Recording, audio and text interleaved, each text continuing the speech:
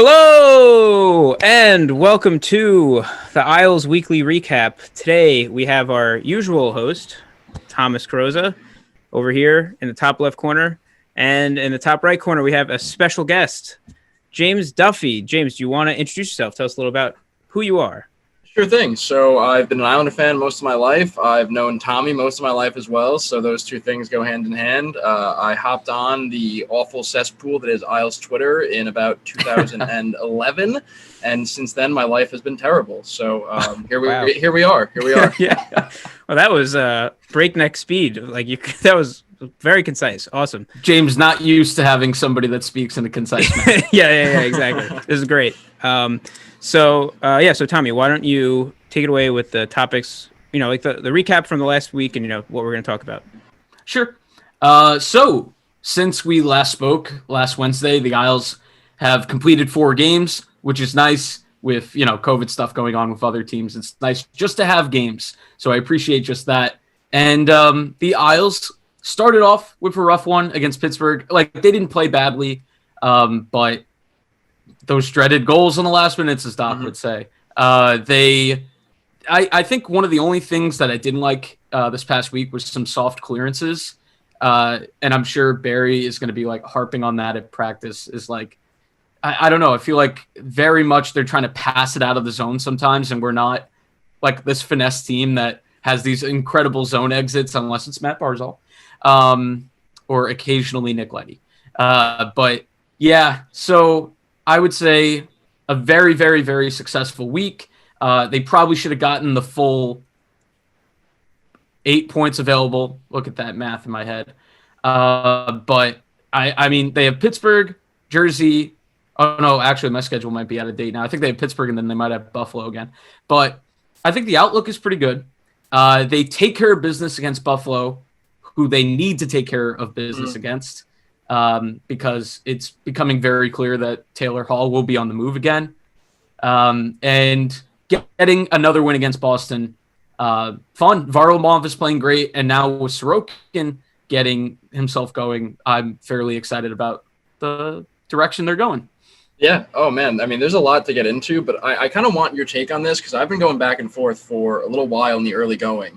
Being 2-0 against Boston, obviously incredible. They're the team that you are pretty much certain will be above you at the end of the season, whereas everybody else you could kind of fall in with. Yeah. And then Buffalo, you're 2-0 against the one team that you were pretty much certain you were going to be better than. Yeah. What do you think is more important there? Because obviously it's great to have 2 wins in your pocket against Boston where now you can kind of – you have some room to give there. But obviously getting those 2 wins against Buffalo now – puts you on a path to go 6-2, 7-1 against the Sabres, something you really need to do to be not just a playoff team, but a competitive playoff team. So what do you think about how those wins kind of stack up? That's a good question. I'm going to say the Buffalo wins are a little bit more important because, like you said, I think you go into the year knowing you have to, it's a prerequisite to go 6-2, almost minimum 6-2 against Buffalo. And, they took care of business in a really efficient manner. And I think you guys talked about not offside. I almost said offside pod. I wish that'd be a great pod. But on God, why am I forgetting? I watched both of you guys. Views. Don't worry. It's all right. Sorry about it. I watched both episodes so far. I really love it. But obstructed views, as you guys said, we're not going to blow teams out. So even when we win, it's not going to be I don't know. It felt like, they played an excellent first period in both games and then, kind of went into bunker mode a little bit. And that might have been because, 3 games in 4 days? Yeah. So maybe a little bit of tiredness setting in, leaning on the goaltending a little bit. Luckily, they could last night.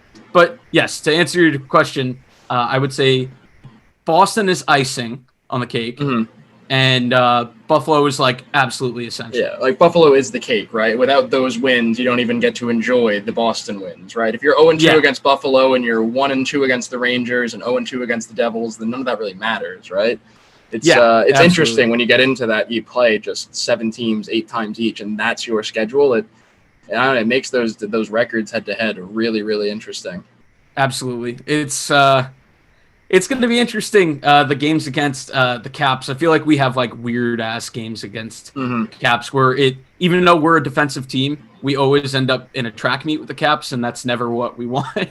Not good. Not good. So that's nice to have a little bit of stability where you're like, okay, the Buffalo games seem to be going really well. And the team didn't take them lightly. Even when they like struggled to, they still struggle to score, but that's going to be a thing throughout the whole year. But they battened down the hatches. They played well defensively, and they got healthy is another big thing of it. So, yeah. And, playing a Sabres team that just missed 2 weeks and half its team had some form of either coronavirus or was forced to quarantine, hadn't practiced all week, etc. That obviously helps, right? They're a bad team, and they had some pretty unusual circumstances that made them less likely to win. I mean, those were essentially both schedule losses for the Sabres. But at the same time, this week could have really spiraled out of control after, like you said earlier, a really kind of pathetic shootout loss to the Penguins in a game that you really should have had 2 points. And then you have Boston, a game they obviously won in a really gritty Barry Trotz Islander fashion. But we could be having a much different conversation right now if they skid like that after the really, really bad Penguins loss. And then it's, oh my God, they just dropped a point. They just dropped a game to this Sabres team that hasn't played in 2 weeks. So we shouldn't kind of just cast it under the rug because it's the Sabres, whatever. But that's kind of Trotz hockey. You win the games you're supposed to, and that's what happens. So as long as that keeps happening, obviously, then there's really nothing to complain about as a fan right now. Yeah, I mean, look at this week proved that those games are essential and that they're not the easiest, even if they look like it on the schedule. And I delight in talking about it, but the Rangers losing in a similar circumstance to the Devils last night, who hadn't played in weeks, and you still get beat. That's pretty rough for a Rangers team that probably expected at least to compete this year. And it's kind of spiraling a little bit. The door is shut on that pretty much on competing this year. Yeah, it's getting out of hand a little bit because I think there are 4 teams that are establishing themselves in not the Metro, in the Mass Mutual East. But the other team that might have taken a game lightly are good old friends in Toronto with that wonderful, wonderful effort after going up 5-1. And John Tavares even, handing a goal to Ottawa was very generous. And it just shows you, nice. Tom, I would like to just interject and say, this is an Islanders podcast, not a make fun of the Maple Leafs podcast. I know. But I gotta. Sometimes you can get confused. Get the jabs in. Yeah, this was a good week for wow.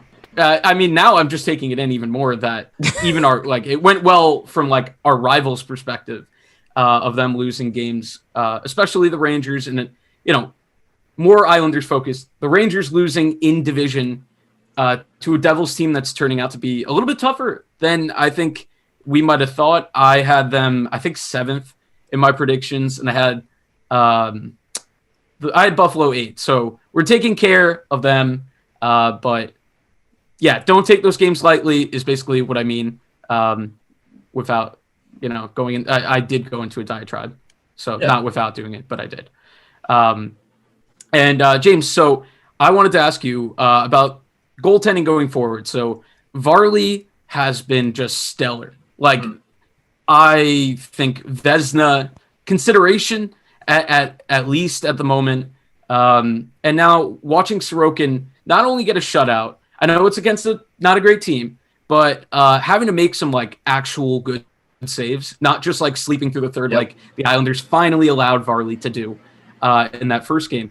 What do you think it means now to have a tandem again? To feel like that, maybe they can get back to that Grice, level of 1B.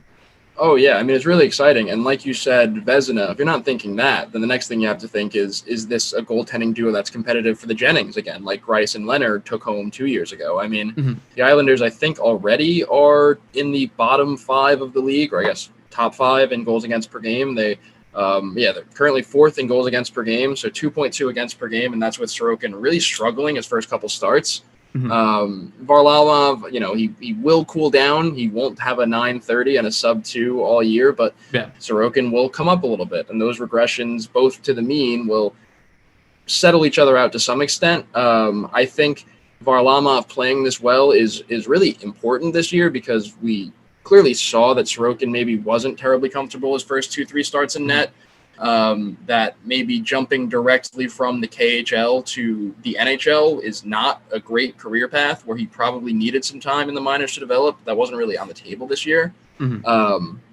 So it's really a blessing. I had some fans from other fan bases ask me, "Oh, this Sorokin guy, I thought he was supposed to be the star. Why isn't he playing?" And it's a little frustrating early on. Like you want to see the white whale. We've waited 7 years for this guy. Like you just want to get him in net. But then the process is there's no rush. There's no need. Varlamov is succeeding. We don't need to force this kid into a position where if this 24-year-old Russian isn't God, we stink. So it really is like, I'm someone that's been critical of the Varlamov signing from the start, and I will still get a jab in here that I don't think it's the greatest contract in the league, and I don't think anybody would dispute that. But him standing on his head now in 5 or 6 games this season has been the single most important thing for the Islanders. It has let Sorokin develop. It has kept them alive when they weren't scoring, and now that they're starting to find the touch, it's helping them get on a roll. So it's just so key. Yeah, I think Varley. The only thing I'm worried about with him is at the moment, well, obviously, like you said, he's not going to – these stats, even in a shortened season, are really, really, really difficult to keep up.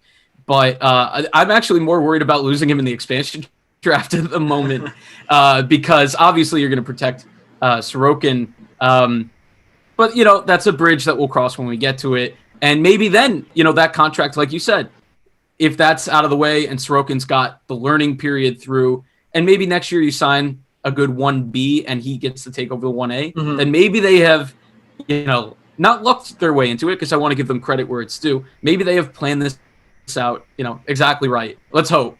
That would certainly be an actual example of, okay, Lou Lamoriello played like 8-dimensional chess there, and yeah. So I would have to concede that one. Yeah. And actually, that's a good segue into, I didn't write it down, but I definitely want to talk about your incredible discovery, your podcast incredible discovery of Lou Coin. And, obviously, so we just gave Lou some credit. Let's talk about Lou Coin. How is Lou Coin looking at the moment with the fourth line actually doing stuff again? Because I was extremely worried. I was going to sell big time. Well, listen. If we've learned anything from the last few weeks is that you never sell, right? I mean, imagine if you sold GameStop at 500, you'd be an idiot. You look so dumb right now. Never, ever sell. It is a little worrying.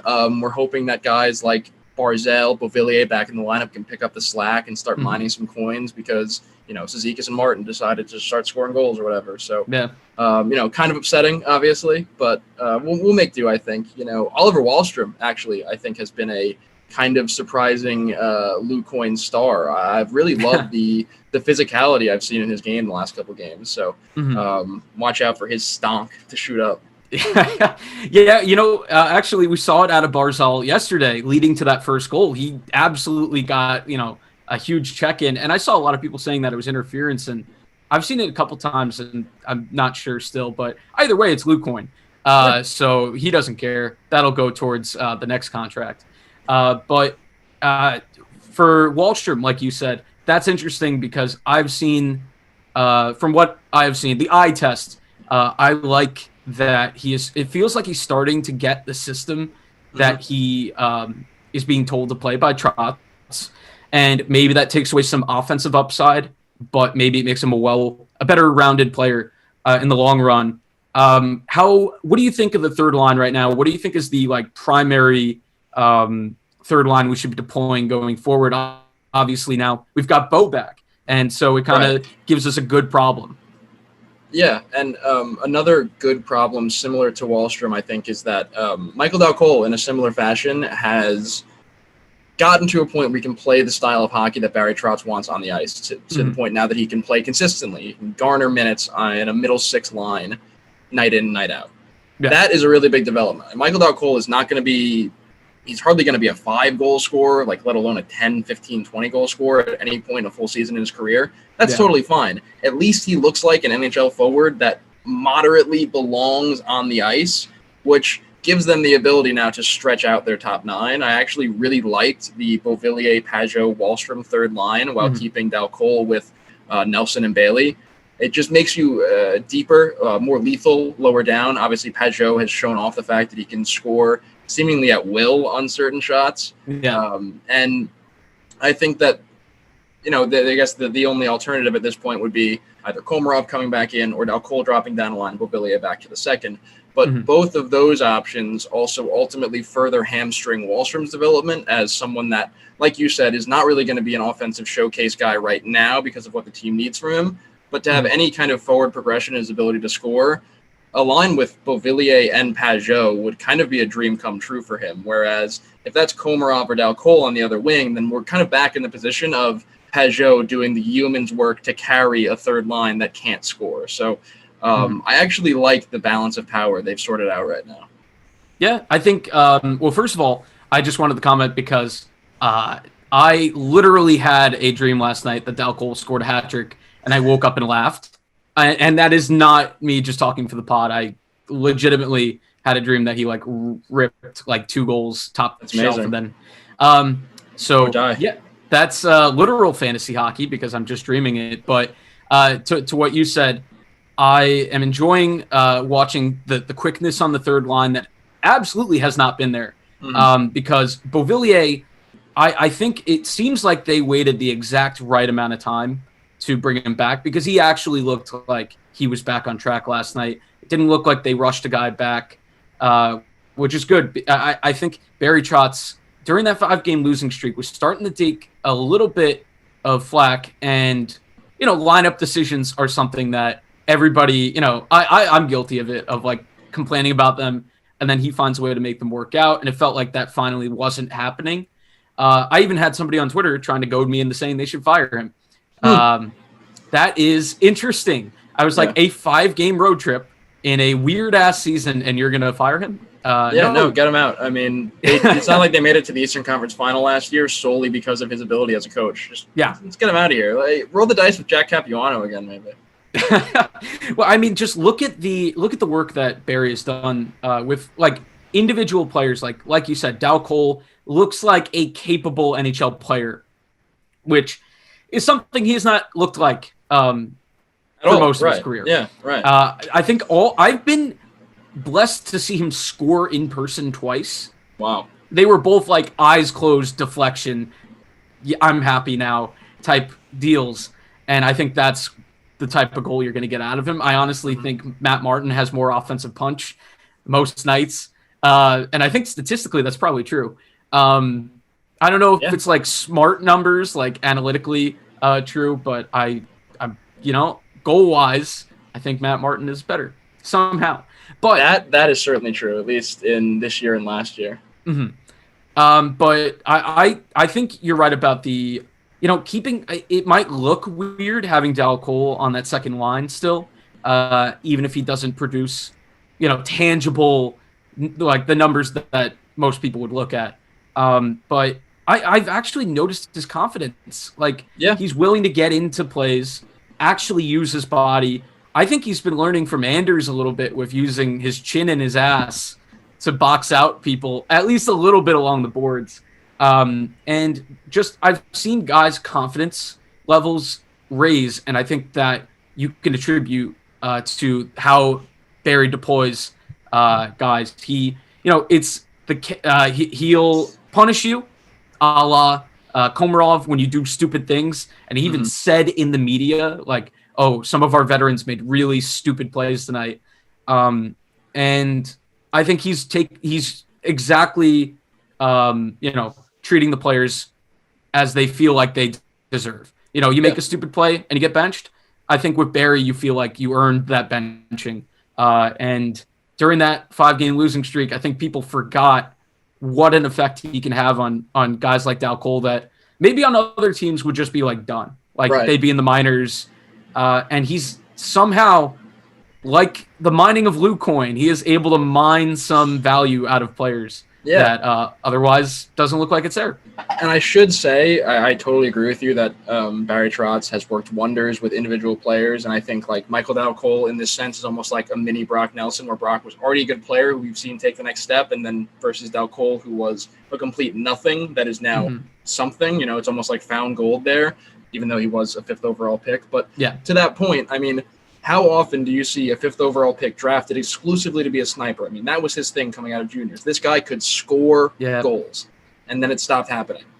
I mean, how many times do you see a guy that will then try to reinvent his career as a forceful, forechecking, defensive-minded middle 6 forward after their top 5 pick vision of being a scorer didn't work out? I mean, as much credit goes to Trotz, rightfully so, a lot should go to Michael Dow Cole for being, I would say, first of all, humble enough, and second of all, smart enough to actually take on this new role, understand what he can and cannot do as a player, and find a home in the NHL, which ultimately, if you asked me at any point after 2016, I would have gone, there's no chance Michael Dow Cole ever is an NHL regular. And now, me, the same person, is going, yeah, Michael Dow Cole in the second line. I can live with that. So it's a really interesting development, and I'm happy for the guy because, like you said, you can see that the hard work is maybe not paying off in terms of the fact that he has no goals and 2 assists this season, but he's kept his spot on a line with talented players. He has earned that role. He has forechecked well. He has fought for every minute he's gotten. That's a Trotz effect, and that is him stepping up. So it's encouraging to see. Yeah, and I would say until the last couple games where Bailey has woken up, Dow Cole might have been the best player on that line for a couple games. Yeah, and even strength at least, I would agree, because Nelson was struggling for a while too early. Yeah, and that's just like crazy to think. Like you said, a guy that, and also I think it goes underrated that like he's a young guy. You know that he has to know about some of the vitriol on Isles Twitter. I mean, last year when I was doing recap videos for the first time, like, luckily I don't think I ever like, you keep it to like on the ice stuff. You're not going to be like, oh, this guy like sucks as a person or whatever, because he's not like, he's the 5th overall pick and, my happiness is based on my team.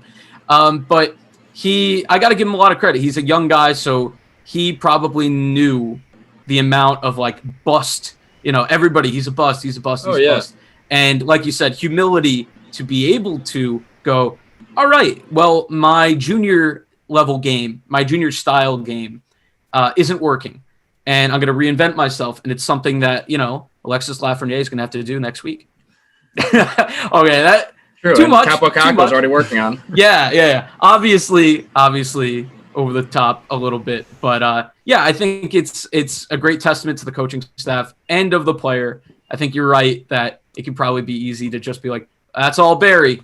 But obviously the player has to buy in too. And Komarov even did that last week. I think Komarov's level of play skyrocketed based on your expectations for him. Yeah, that's fair. Yeah, because I'm not going to say like, oh, all of a sudden he's a top 6. Obviously he's not. But also something I noticed about Dow Cole, because this past week was interesting in that Adam Pellich was like a penalty machine, and that's not like something we're used to seeing. Dow Cole never commits penalties, so that's another reason to keep him over Komarov at the moment, because even when Komarov's playing all right, he seems to commit some interesting penalties. Yeah, that's true with Johnston as well. It's the little things that Dow Cole clearly is putting a lot of work in to make sure that nothing stands out about his game right now, in all honesty. But if you do 10 things well enough, then that's going to work for Barry Trotz, and it's a big testament to him, because I can't imagine that was easy to do in his position. Yeah.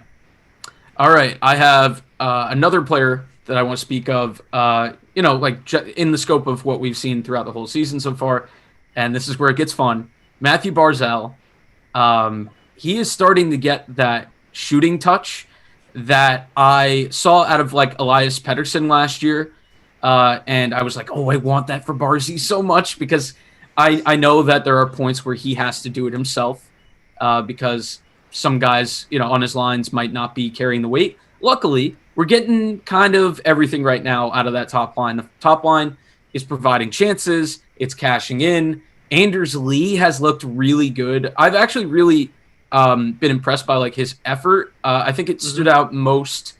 I think it was the Pittsburgh game. It might have been the Pittsburgh game, but he just had a hustle play where he beat everyone down the ice and dished it to Barzal, tapped it in. And obviously, he's not the fastest player in the world, Anders Lee, but he's putting himself like in the right areas this year. And obviously, he also scored like a funny goal the other night where he was obviously trying to go to his backhand, and he just masterfully tipped it top corner. I'm really enjoying what I'm seeing out of the top line, and that's like kind of essential as well because, you know, the depth was a problem for a while. What do you think out of Barzal? What are the expectations now? Is he going to be a point per game player even in a Trotz system, or is this going to come back down a little bit to earth? You know, I kind of go back and forth on this. I think the talent is obviously there. I mean, the guy scored 85 points as a 20-year-old. It's undisputable that in the right circumstances he can do that. So I still would hesitate to think that he will put up, I guess, north of 55 points this year. So anything more than a point per game, I could see him right around there, scratching it.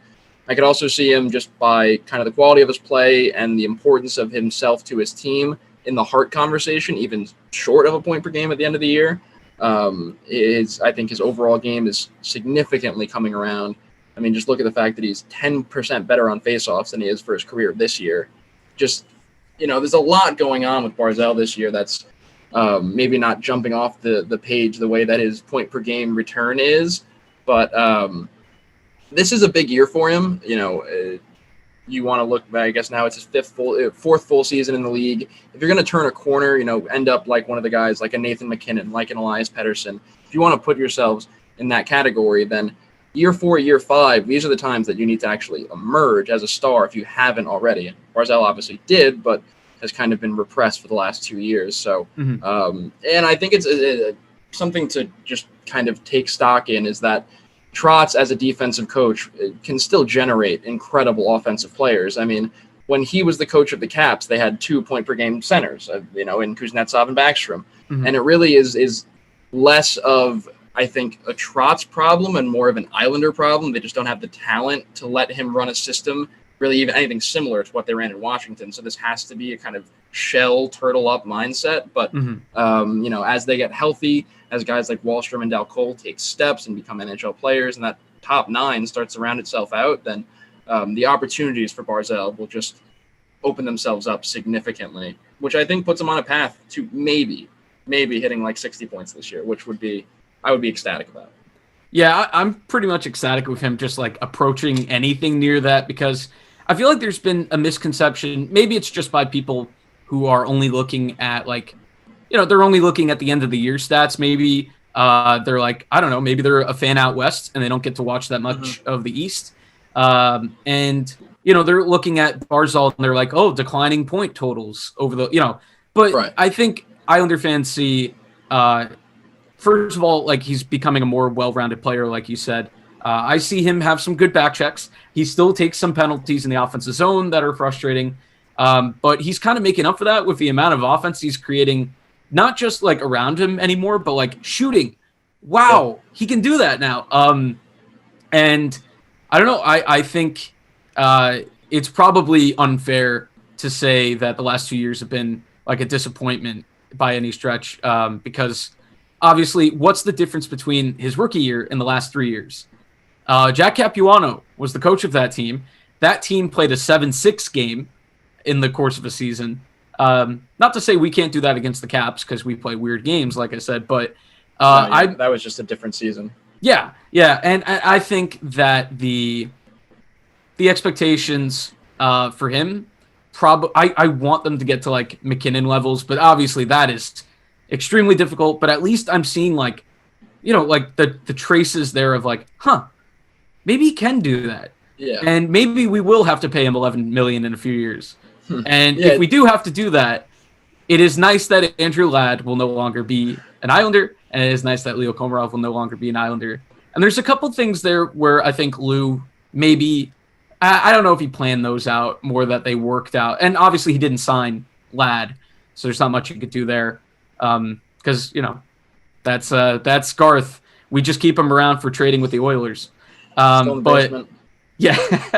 But I don't know. I'm trying to think if there's anything else. How about on the blue line? Has there been a standout player for you? Obviously, Noah Dobson has been pretty intriguing so far, but I've seen his like ice time kind of go up and down. Yeah, it's a little inconsistent, which is Mhm. weird.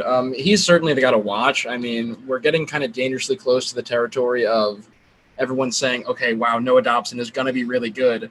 We're like 3 games away from, okay, yeah, Noah Dobson is really good currently. Like, we're there. Mhm. You're seeing kind of, I think, in him, all the staples of a young defenseman. He will make spectacular plays with the puck and then immediately turn it over. Or Yeah. he will have a takeaway in the neutral zone and then be short of center ice by a foot and ice it on accident.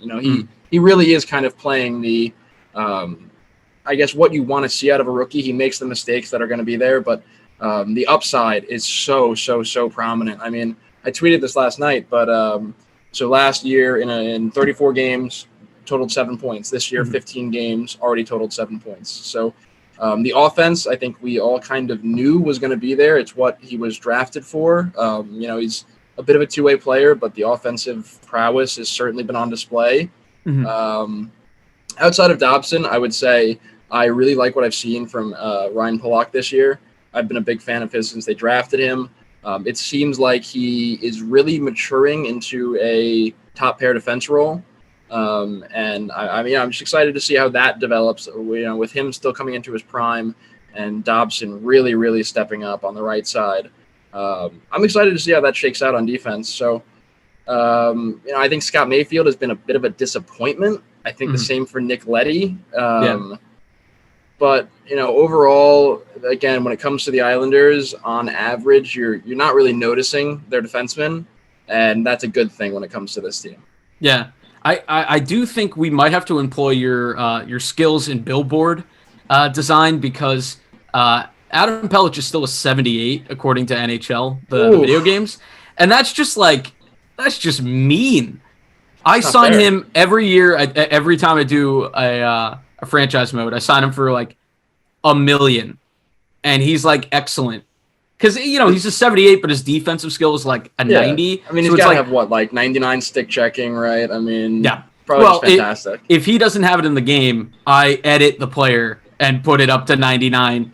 Just to get his real life, just to get something close to his real life stats. That's you want it to be somewhat realistic. Power, but yeah, you want it to be somewhat realistic, and to be somewhat realistic, it has to be a 99 at that level.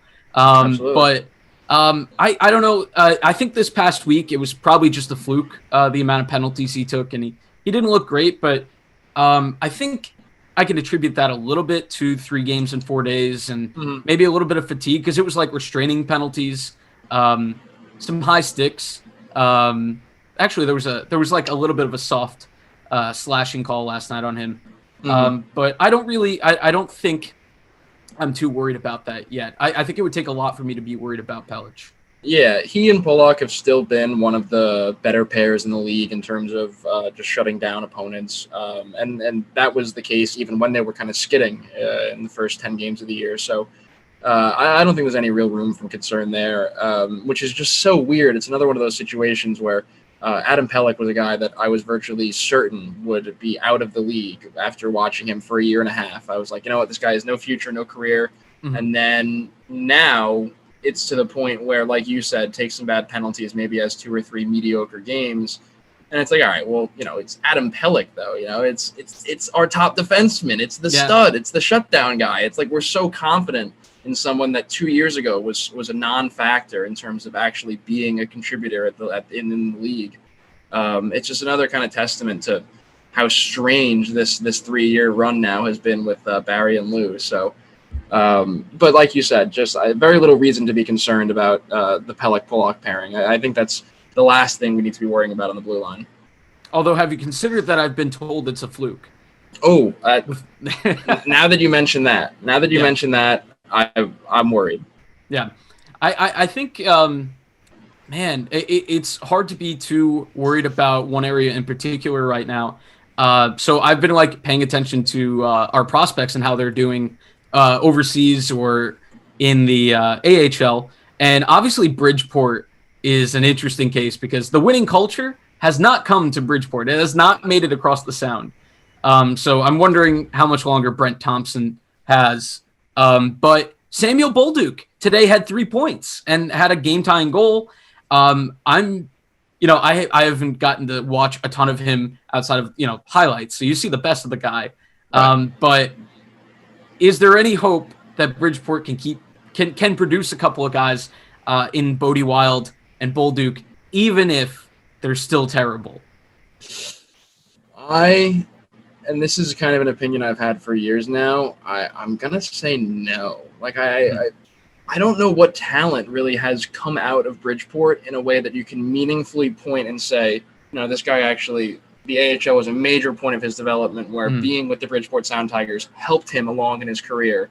Hasn't really happened consistently. I mean, Dalcola spent a while there and, has helped, but I think we've kind of agreed that that's Trotz, not Thompson. Yeah. Kiefer Bellows, fresh out of the AHL, looks terrible. I mean, does not look like he belongs, and big for that reason has not belonged. Huge Luke Quinn guy. Yeah, didn't look like he belonged, and for that reason is not currently belonging with the active roster. It's a lot of prospects that had at least some hype around them have zipped into Bridgeport and then zipped into obscurity. So I like Bodie Wild. I like Samuel Bolduc.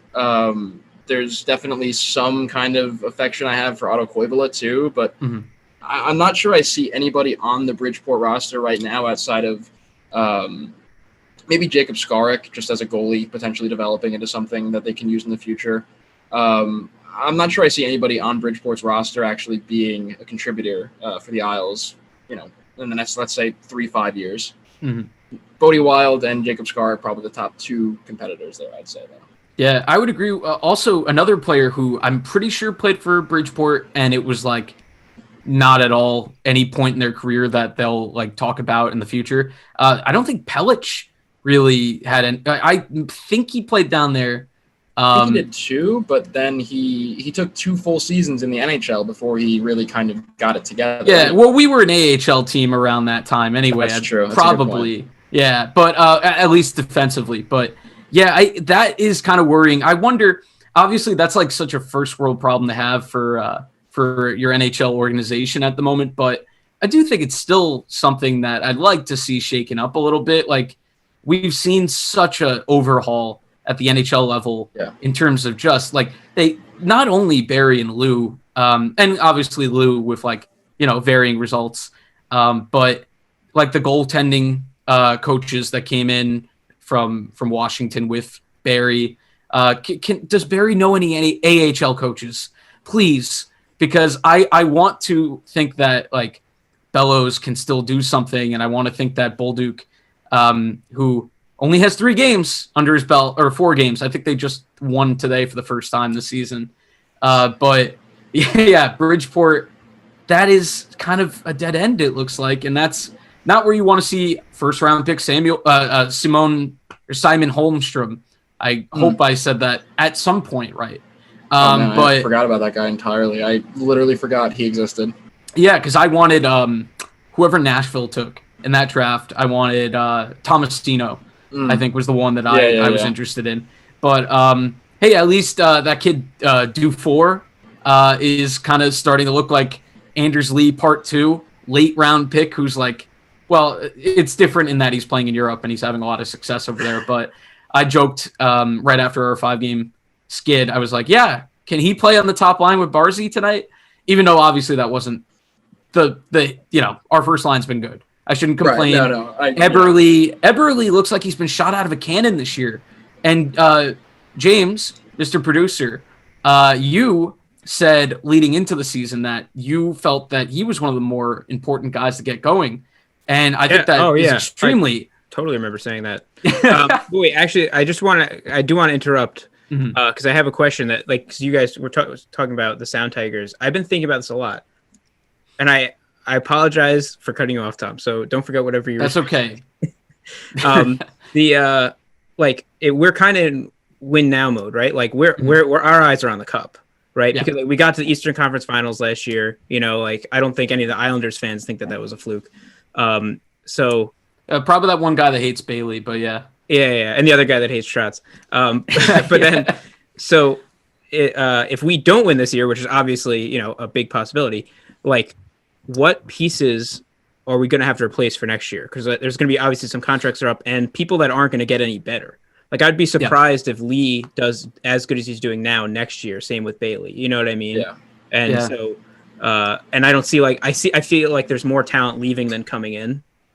Yeah, no, they're really kind of hurtling towards a cliff right now where I think the Pajot deal almost, it swung the current window open wider, but made what's outside of the window a much steeper cliff where, it's another guy who's on the wrong side of 28 that you just signed for, I think it was 5 years, 6 million, or was it 6 years, 5? I think it was 6 years, 5. Right. So you gave him 6 years, the year earlier you gave Eberle 5, you gave Lee 7, you've given Nelson 6. All those guys are now going to be on the wrong side of 30 next year or the year after if they aren't already.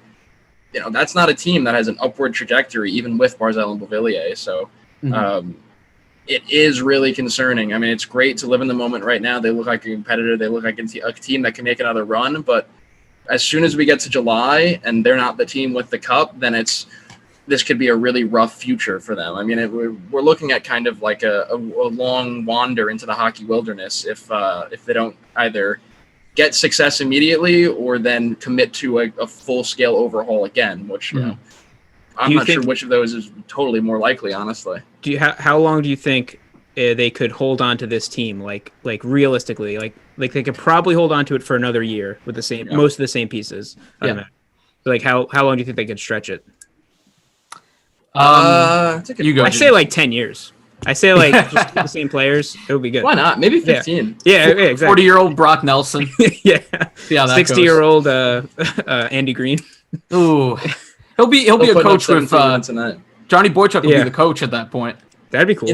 I guess probably the simplest way to put it would be once Barzal needs a new deal, right? Because he's still making a lot of money, but it's $7 million this year. 2 more after that'll be.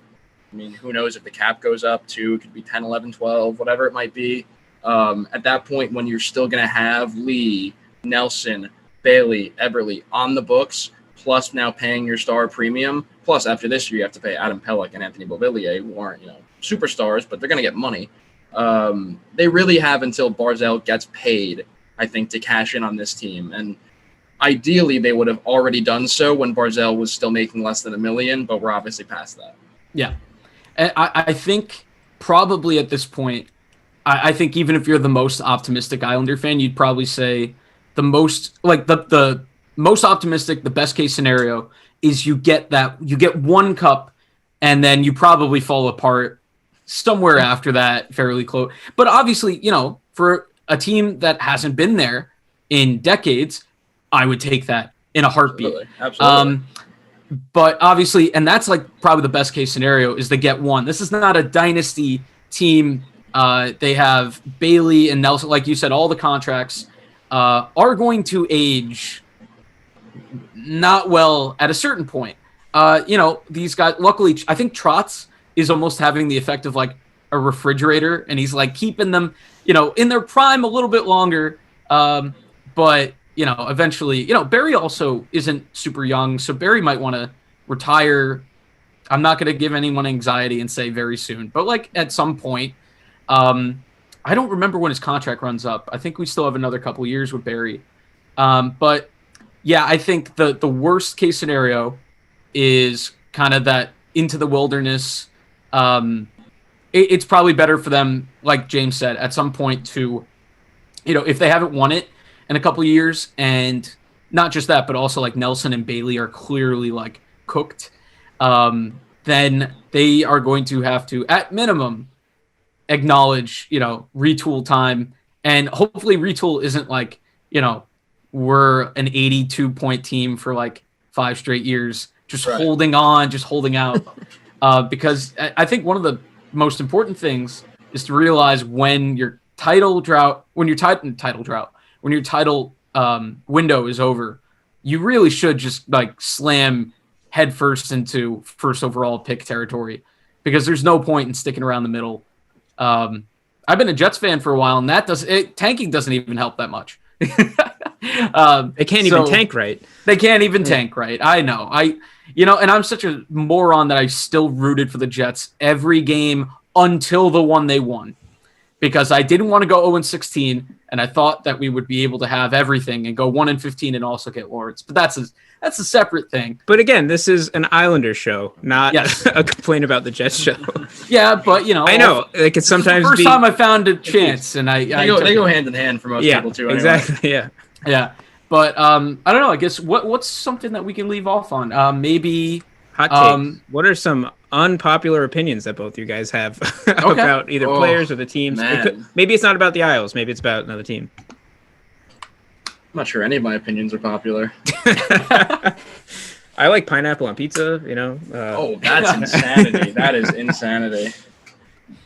Yeah, kind of sorry to throw you guys under the bus, but we don't have to leave off on that one. We could do that's especially unacceptable as a New Yorker, the pineapple pizza thing. I just want to say, if you, I went to school in Baltimore for a couple of years, and the pizza wasn't great, so I would have been willing to experiment, but shame. I actually had pineapple on pizza in Hawaii. Yeah. Well, at least that makes some sense. Yeah, it's like, what is it? It's pineapple and Canadian bacon. So ham. I didn't even know. It's a ham, yeah. It's ham. Yeah. And you know what? I held it down. It was pretty good. Well, if you held it down, it might have not been that good. Like, if you're happy you held it down. Yeah, I'm not complaining that I held it down. All right. That's my official review. I think I have a hot take, and that would be that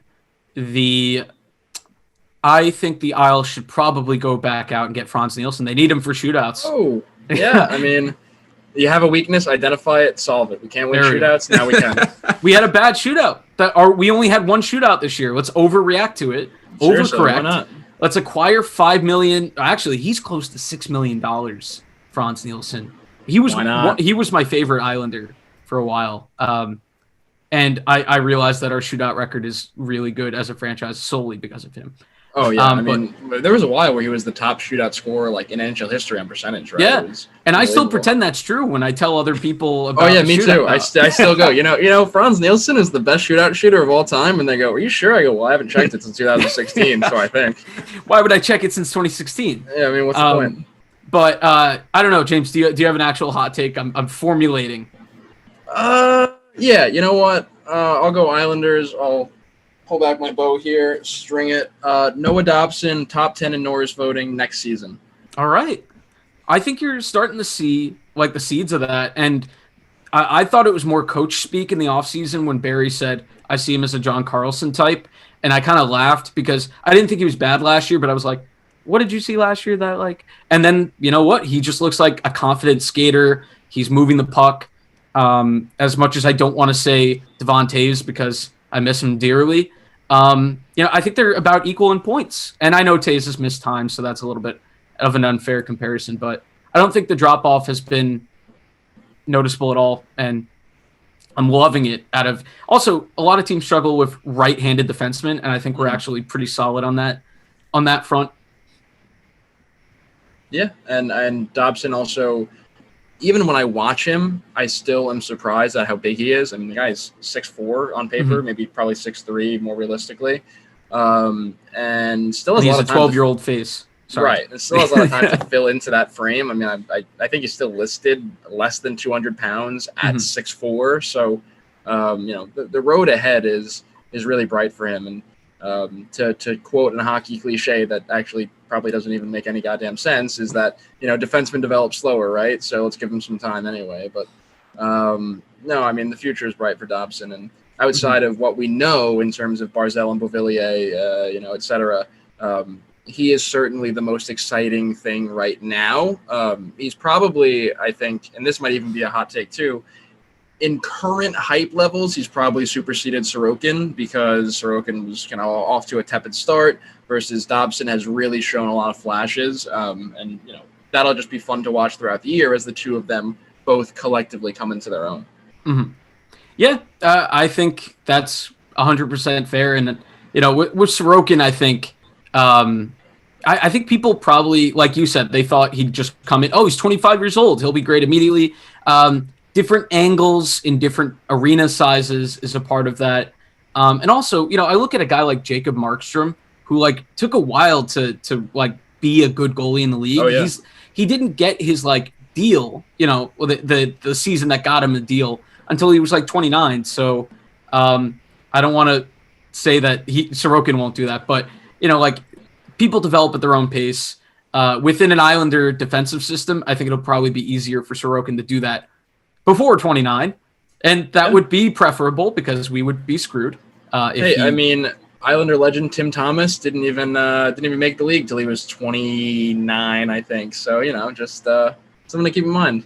Yeah, and actually, I think I don't really have a hot take other than, at the beginning of the season, I thought that the Isles should just deploy Ross as the fourth line left winger. Not even beginning of the season. Before they had signed Martin, I was completely fine with Martin walking and Johnston just hitting into that role because I thought Martin might be, he's 32 years old and he hits people for a living. That's going to take a toll eventually.